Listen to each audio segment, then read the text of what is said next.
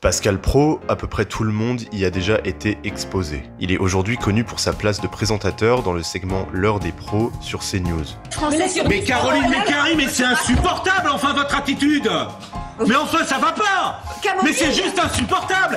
Mais vous l'avez également vu sur Europe 1 et sur RTL. Je vois des jeunes de 20 ans imaginer demain défiler ou après-demain défiler contre la réforme des retraites. On leur demande d'être rimbaud à 20 ans et déjà ils pensent à leur retraite. Franchement, on leur demande d'aller en Solex à Charleville. Les jeunes, pas de défilé dans la rue à côté de Jean-Luc Mélenchon. Dans les deux cas, il est là tous les jours. Sa place dans le paysage médiatique est plus qu'acquise, puisqu'il représente maintenant la figure journalistique télévisée la plus regardée de France. Près de 700 000 spectateurs devant l'heure des pros en septembre 2025. On est donc très loin d'une petite chaîne d'infos anecdotique.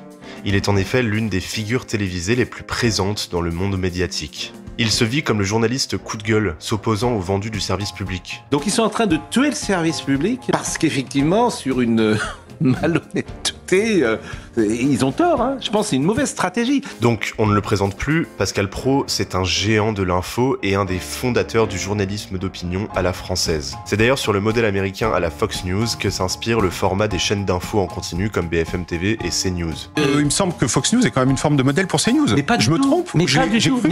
Mais vous vous trompez. Qui vous avez cru voir ça? CNews, rappelez-moi, est inspiré quand même de quelle chaîne? De Fox News. Et un segment de l'heure des pros, c'est souvent le festival de la désinfo, de l'opinion et des punchlines visant à créer toujours plus de polémiques. Donc on le sait tous, je crois, Pascal Praud représente à merveille l'horizon journalistique français de nos jours, quand il s'agit des médias privés et de l'information en continu. Mais c'est quoi son problème à Pascal Praud? Qu'est-ce qui le rend si épuisant? Et surtout, qu'est-ce qu'on peut attendre de lui à l'avenir? Bienvenue dans ce 3e épisode des Toutous de la République. Non, mais plutôt précisément. C'est une rare stupidité. Je répète, aucune invitation. Et se contente de relever les choses qui vont dans le sens. En fait, le journal, êtes-vous sûr d'avoir raison? Justement, c'est ça.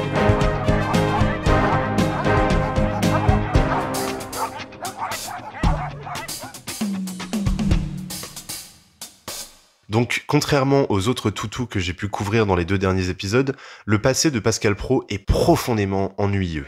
Comme tous ceux qui sont arrivés à son niveau de notoriété médiatique, Pascal grandit dans un milieu très aisé puisque son père travaillait en tant que directeur régional dans une société de fourniture de bureaux. Et quoi qu'on ait quasiment aucune info sur les origines de sa carrière, on sait presque tous que Pascal a passé des dizaines d'années dans le milieu du sport. Il a travaillé chez RTL dans les années 80 et à TF1 en tant que commentateur sportif. En attendant Paris Saint-Germain-Nîmes en quart de finale de la Coupe de Coupe, eh bien le Paris Saint-Germain s'est qualifié facilement face à Vaduz, 3-0, des buts marqués. Mais maintenant, ça fait presque 8 ans qu'il anime l'heure des pros. Alors, on va direct se pencher là-dessus.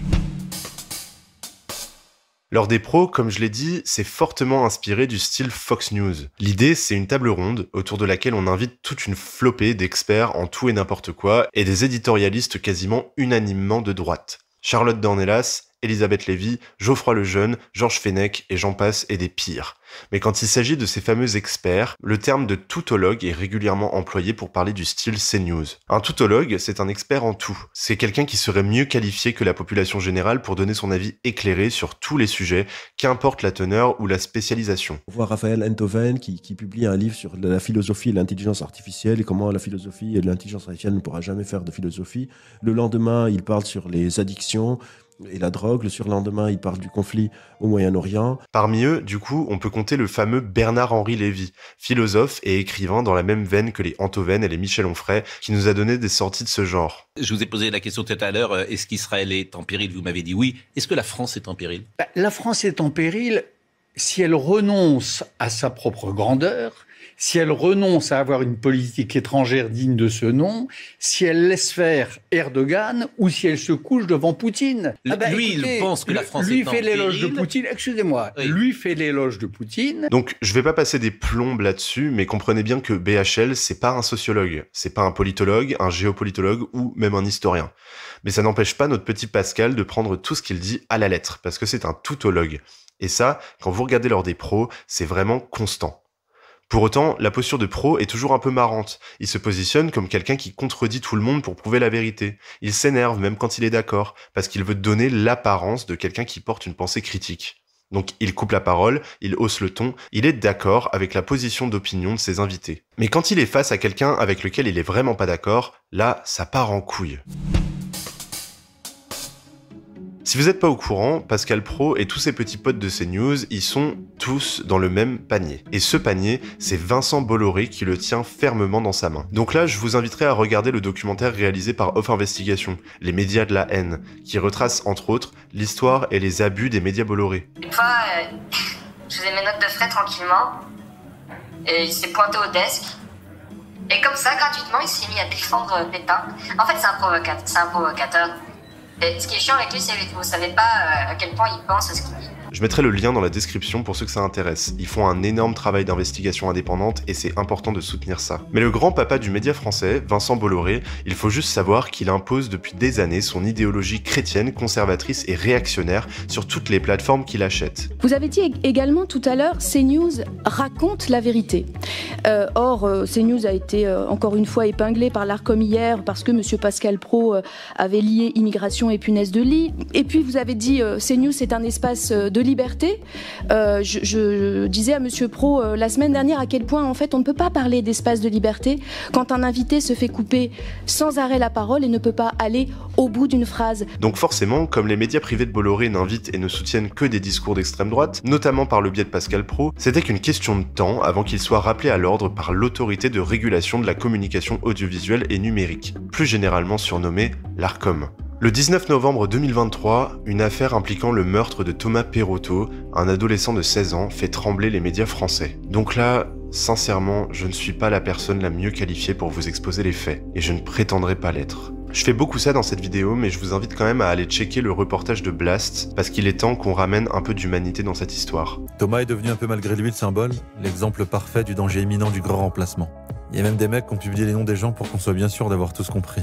Il y avait aussi des femmes et des hommes, de Crépol et du quartier de la Monnaie, qui se voyaient en cachette, dans des pièces mal éclairées, pour faire tout ce qu'on voulait surtout pas qu'ils fassent. J'ai vraiment envie de faire quelque chose avec vous, ça c'est important et j'y crois vraiment, oui. Les faits qui ont mené à la mort de Thomas Perotto sont absolument regrettables, déprimants et jetant un max de soutien aux proches de ceux qui sont concernés. Ce que je peux vous expliquer par contre, c'est que la traînée de poudre qui a été laissée derrière l'affaire Crépol a explosé dans les jours qui ont suivi les faits. CNews, BFM TV, des mouvements fascistes et Pascal Praud lui-même ont militarisé la mort de Thomas Perotto à un moment où l'enquête ne faisait que commencer.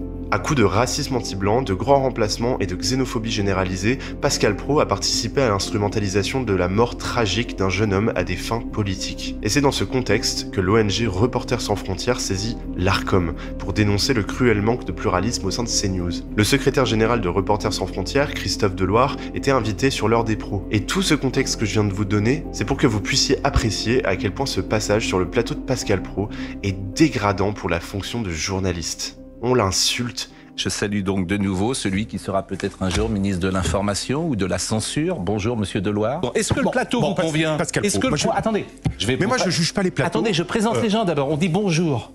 C'est juste de la politesse. On lui laisse pas en placer une. L'Arcom. Et vous trouvez par exemple, que sur CNews, ça, c'est pas le cas? De fait, le spectre politique est relativement restreint. Alors qu'est-ce que restreint? Honnêtement, vous en conviendrez. Il suffit de regarder CNews pour voir. On lui hurle dessus. Ils veulent pas parler à Madame Dornelas. Ils refusent la conversation. Et vous m'accusez moi de pluralisme? C'est eux qui veulent pas venir. C'est eux qui ne veulent pas venir. Alors quand monsieur Mélenchon, sur tous les plateaux, il ne veut pas parler avec Nolot. Pourquoi? Parce que Nolot est très intelligent et il va le mettre en difficulté. Peut-être. Peut-être. Donc ne parlez pas de pluralisme, s'il vous plaît. Et ne parlez pas de démocratie. Non, mais monsieur Deloire. Et Christophe Deloire est décédé quelques mois plus tard. Et Pascal Praud est encore à la télé. Ce matin, sur l'heure des pros, l'hystérie de Pascal Praud concernait la sortie du dernier film de Steven et Sabrina Gunnel. Le film est donc un phénomène et montre une nouvelle fois qu'il existe un fossé entre cet espace médiatique qui vit en vase clos, l'entre-soi du monde culturel et la réalité, la demande, j'allais dire l'espérance du public. Le film, et ça je peux pas le souligner davantage, le film est un docu-fiction. Donc c'est un film de fiction qui se présente comme un documentaire. Pensez donc Blair Witch Project ou District 9, The Office, etc. Et ce docu-fiction, il traite sans aucune pudeur de l'amour de Jésus, de valeurs chrétiennes et de l'histoire biblique en général. Que cet amour, il ne dépendait pas de ce qu'on avait fait avant. Donc tout le monde pouvait l'aimer, tout le monde pouvait le rencontrer, et il fallait que tout le monde le rencontre.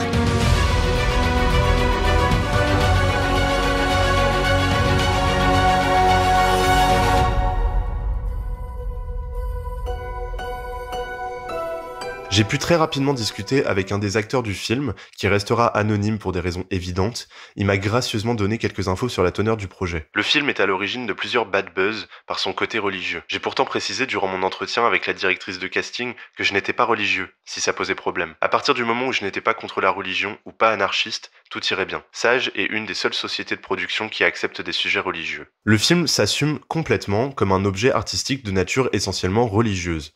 L'affiche, par exemple, présente un Jésus géant portant son cœur devant une énorme assemblée de religieux, avec la tagline « Son règne n'a pas de fin ». Donc maintenant, on va faire un petit exercice d'esprit critique. Donc restez avec moi, si ce film portait non pas sur Jésus, mais sur Mahomet, et que l'affiche ne ressemblait pas à ça, mais à ça, est-ce que vous seriez OK qu'elle soit affichée dans la place publique ?